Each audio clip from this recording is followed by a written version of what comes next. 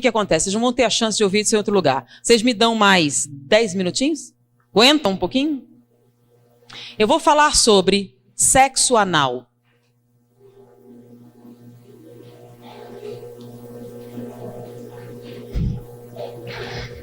O que vai responder muitas outras perguntas, né? Sexo anal é normal? É um sexo biologicamente viável? Todo mundo devia experimentar? É natural para todo mundo? É bastante prazeroso se você fizer direito? Vocês vão ver isso escrito em todas as revistas. Eu fui numa banca, peguei todas as revistas. Todas diziam a mesma coisa. Prática normal, bastante satisfatória, todo mundo devia experimentar, tem uma forma correta de fazer, tudo isso. Todos os sites pornográficos têm contos pornográficos de que essa é uma experiência extraordinária. Que as mulheres gostam muito, têm medo de fazer, mas se fizer vão adorar. E que os homens vão achar o máximo. Tudo isso está escrito. Se vocês forem agora para uma banca de jornal e comprarem, vão encontrar isso, tá bom? Eu, como disse para vocês, trabalhei durante um tempo numa enfermaria de pacientes terminais do vírus da AIDS. Tá? Era o Hospital Gafreguinli, aquele onde morreu Cazuza. E a enfermaria era a 10ª enfermaria do Gafreguinli, que foi justamente aquela patrocinada por ele. Na época, naquela enfermaria haviam 20 pacientes. Todos eram homossexuais. E quando a gente termina a clínica médica, a gente tem que fazer uma monografia para a conclusão do curso. E como todos os pacientes tinham AIDS, nós escolhemos a AIDS para escrever. Quais as doenças oportunistas que acontecem com o vírus da AIDS? Naquela época não havia o coquetel, o número de doenças oportunistas era muito maior do que era hoje. Então nós pegamos todos os prontuários dos 20 pacientes e pegamos também 100 prontuários de pacientes anteriores. E fizemos a listagem estatísticas das doenças. Em primeiro lugar, estava endocardite bacteriana. Todos os 120 pacientes que nós escolhemos eram portadores de endocardite bacteriana. Era a colonização das válvulas cardíacas por bactérias. Então nós colocamos, primeiro da lista, endocardite bacteriana. Segundo lugar, aí tinha pneumociste carini, tinha tuberculose, tinha um monte, aí a gente ficou colocando. Quando a gente foi apresentar para o professor, ele pegou assim, peraí, tá errado. Aí ele riscou bacteriana. Eu fiquei, mas por quê? Todos... Aí eu falei, faça. Eu fui lá, todos tinham. Aí eu fui no outra enfermaria. Todos eles tinham endocardite bacteriana. Poxa, todo aidético tem endocardite bacteriana. É uma doença que vem com a AIDS. Aí eu voltei lá. Bom, todo paciente imunodeprimido produz inicialmente endocardite bacteriana. Ele disse, não. Disse, mas todos os nossos pacientes têm. Ele disse, mandou ir noutra enfermaria com pacientes terminais, com câncer e outras doenças degenerativas. Nenhum deles tinha endocardite bacteriana. Todos estavam imunodeprimidos. Eu fui na área imunológica. Nenhum paciente imunodeprimido tinha endocardite bacteriana.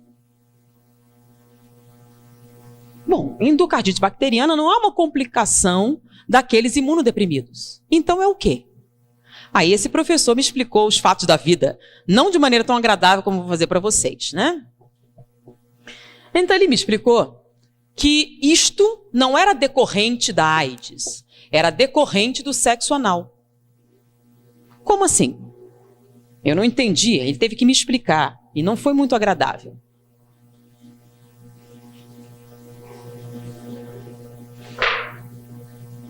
Essa aqui é a vagina feminina, o útero, o ovário. Aqui é o aparelho digestório. Boca, esôfago, estômago, intestino delgado, intestino grosso. Reto e esfíncter. Tá? A única coisa que eles têm em comum é serem cavidades, tá bom? Então essa cavidade aqui faz parte da função sexual. É um órgão sexual. Ele foi criado para quê? Para o ato sexual. Ele foi projetado para isso. E esse aqui? Faz parte do aparelho digestivo ou digestório. Ele foi projetado com o objetivo de absorção de alimentos. Ele não foi projetado como objeto sexual. Então, quando eu fiz aqui o aumento, o que é que vocês encontraram?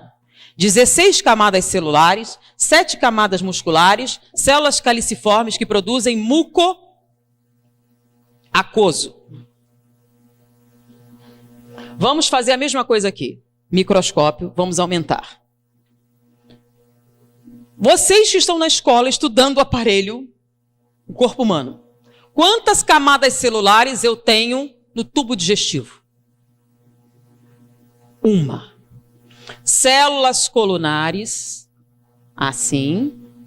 Uma camada com células ciliares no topo, tecido conjuntivo embaixo, tá? E aqui o plexo esplênico, que são aquelas veias que carregam tudo para a veia cava e distribuem para o coração, tá? Eu tenho células caliciformes também, que produzem muco, mas não produzem muco aquoso, produzem muco seroso, com S. O muco seroso tem por função proteger o tubo digestivo dos ácidos estomacais. Quando você faz autópsia, você tem que usar todo um aparato para que você não tenha queimaduras graves com os ácidos estomacais. Se você enfiar seu braço sem proteção no estômago de um cadáver recente, você vai perdê-lo. As queimaduras serão muito intensas. Porque, lembram que o que acontece com um bife mastigado no estômago? Vira líquido. É ácido. E bife é carne. É um pedaço de bife do seu braço, naquele ácido vai virar líquido. Então, os ácidos estomacais são altamente corrosivos. Por que não corrói seu estômago? Porque você tem, quando você faz endoscopia, uma camada brilhante que protege o estômago dos ácidos. É o muco seroso. O muco seroso, além de proteger dos ácidos, ele aumenta o atrito. Porque se o alimento passar muito depressa, o que acontece? Diarreia e você morre. Então o alimento tem que passar devagar para que você possa absorver os nutrientes, né? Você absorve os açúcares, as proteínas, as substâncias, as vitaminas. Então o muco seroso aumenta o atrito, enquanto o muco aquoso diminui o atrito. 16 camadas celulares, uma camada celular. Aqui em volta eu tenho só uma camada muscular, que dá a volta, que é a que faz os movimentos peristálticos. Só uma, precisa de mais? Não. É uma camada que empurra o bolo alimentar ao longo do tubo digestivo. E no final você tem um esfíncter, que é um nervo, que serve o quê? Para reter as fezes. Só isso. Não tem outra função. Ele relaxa, você libera. Então, quando você compara os dois, tem comparação possível? Não. Então, quando você atrita aqui, não tem nenhum problema. Quando atrita aqui, o que acontece? O que acontece no ato sexual? Atrito. Intenso. Quando você atrita, se você for fazer uma cirurgia e correr o risco de abrir o intestino, qual a preparação pré-operatória? Vocês não são tudo criancinha, né? Tem uma noção. Se não, pode entrar na internet. Você vai tomar um comprimido laxante para eliminar o máximo de fezes. Você vai tomar antibióticos para matar as bactérias. Você vai fazer uma lavagem intestinal até a água sair limpa. E a última lavagem é com antibióticos. Porque se cortar e essas bactérias entrarem com o meio interno, você vai morrer de septicemia. Então eles vão limpar tudo. Durante o sexo anal, você faz lavagem intestinal antes? Não. Então é um ambiente altamente contaminado. Quando você fizer atrito, só tem uma camada celular. Você vai romper e vai sangrar. Com a ruptura e o sangramento, o que você vai jogar aqui? As bactérias presentes nessa luz, que são Escherichia coli, se você tiver sorte. E outras mais patogênicas, se você não tiver. Em volta daqui, nós temos linfonodos. São aqueles famosos da AIDS, né? Esses linfonodos, quando vêm essas bactérias, aumentam de tamanho. Aí você começa a ter uma granulação. Daí a incidência maior durante daqueles que têm hemorroidas, crescimento e dilatação de muitas veias da região e dificuldades gerais nessa musculatura. Essa ruptura constante faz com que essas bactérias superem a ação dos linfonodos e caiam na corrente sanguínea. O que tem que ir logo atrás do intestino? O intestino absorve os nutrientes, certo? E depois você tem que espalhar ele para o corpo. Então o plexo esplênico cai aonde? Veia cava. E a veia cava vai para onde? Direto para o coração. Então essas bactérias das fezes caem no coração e colonizam as válvulas cardíacas, provocando endocardite bacteriana. Então não é a AIDS que provoca endocardite bacteriana, é a prática do sexo anal. Isso só acontece com homossexuais? Não, com heterossexuais também, que pratiquem o sexo anal, a probabilidade de endocardite bacteriana se torna proporcionalmente aumentada de acordo com o nível de prática. Com os homossexuais a incidência é maior porque é a única prática sexual, tá? Então a incidência é bem maior. Por isso todos os pacientes homossexuais tenham endocardite bacteriana. Com a AIDS a endocardite evoluía para pericardite e nós tínhamos que fazer punção pericárdia, tirar o líquido inflamatório do coração. Senão eles morreriam por asfixia, por contrição cardíaca. Além disso, é muito comum a insuficiência cardíaca entre homossexuais mais idosos, que a incidência chega a 68%, diferente da população normal, que é de 8%. Além disso, essa lesão constante provoca alteração da morfologia dessas células, provocando displasia. Displasia rima com neoplasia. A incidência de câncer retal na população é de 3 a 4%. Entre os homossexuais chega a 32%. Então há uma relação direta com a prática do sexo anal e com a incidência de câncer retal. Além disso, a mulher não tem terminais nervosos de sensibilidade nesta área. Então ela não sente absolutamente nada com a prática do sexo anal, a não ser o sofrimento físico, a dor, a não ser que ela compre anestésicos, que são medicações inibitórias da sensibilidade para a prática do sexo anal, e compre lubrificantes artificiais para neutralizar o muco seroso e permitir que esse acesso faça com mínimas lesões. Então, sem lubrificantes artificiais, sem anestésicos para limitar a dor, é uma prática dolorosa, humilhante, violadora. Sendo que ela tem um órgão próprio para isso. Por que um homem teria que submetê-la a esse tipo de atividade se não fosse por sadismo? É o prazer em infligir dor. Porque ele aprendeu nos contos pornográficos que se você tratar ela com a brutalidade necessária, você conseguirá que ela tenha prazer.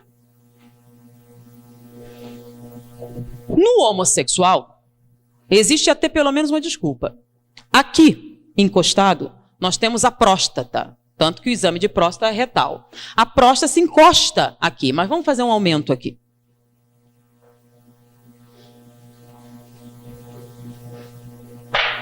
Então nós temos aqui o pênis. E aqui atrás nós temos a próstata, tá? Vou aumentar a próstata, ela não tem esse tamanho, ela está aumentada.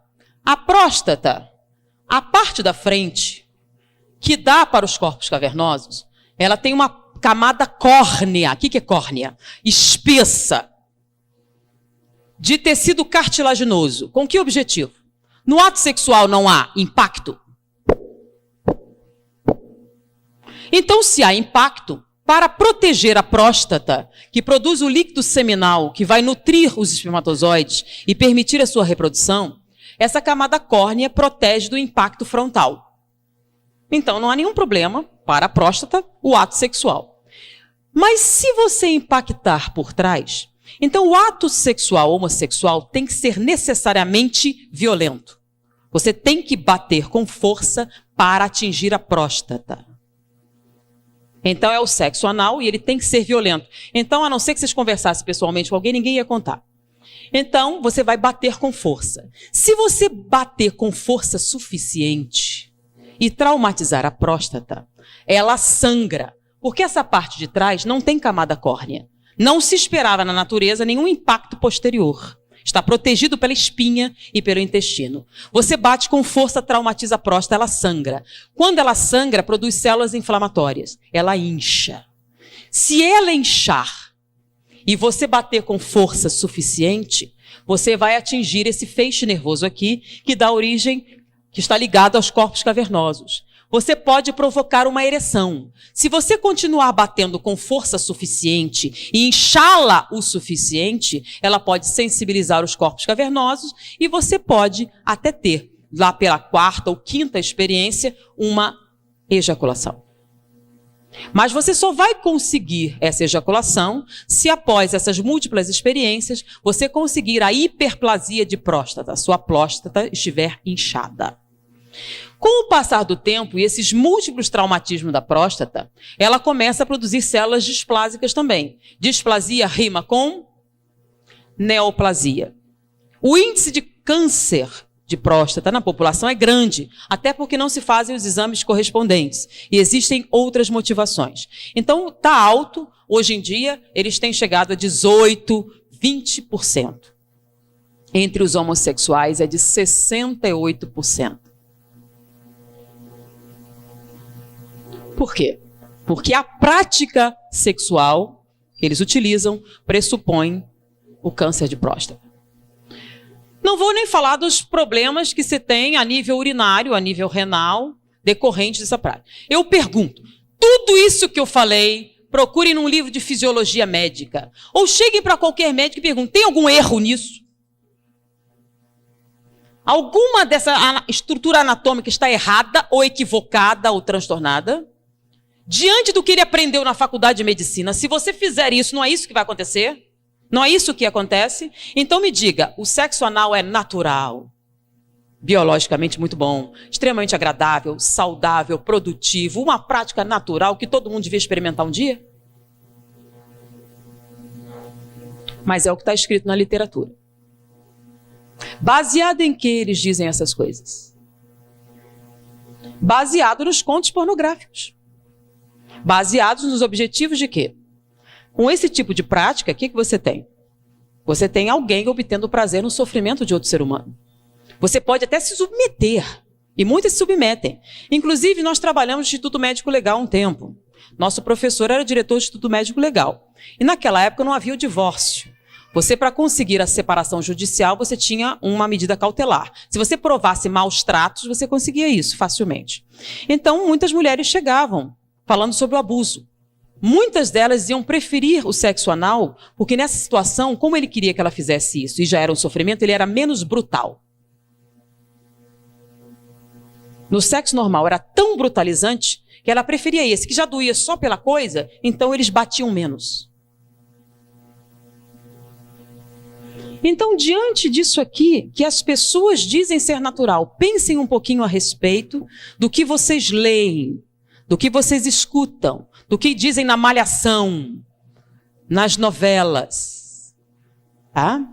E o engraçado é alguns ginecologistas dizerem que o sexo... Eu queria pegar um debate, eu ainda nunca tive a chance de pegar alguém que dissesse, só para eu poder perguntar para ele se ele tinha estudado anatomia e perguntar isso.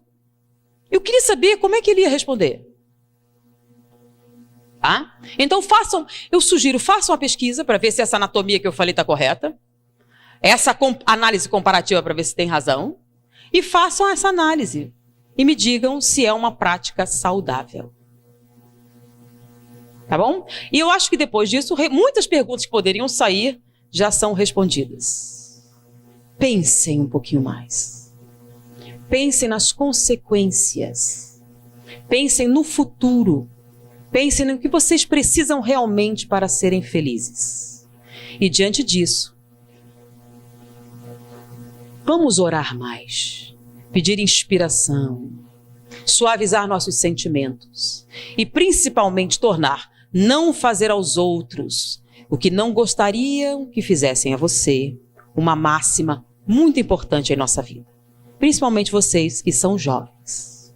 Vocês têm a oportunidade de ter essa informação. Dividam com seus amigos, dividam com seus pais, dividam com outras pessoas.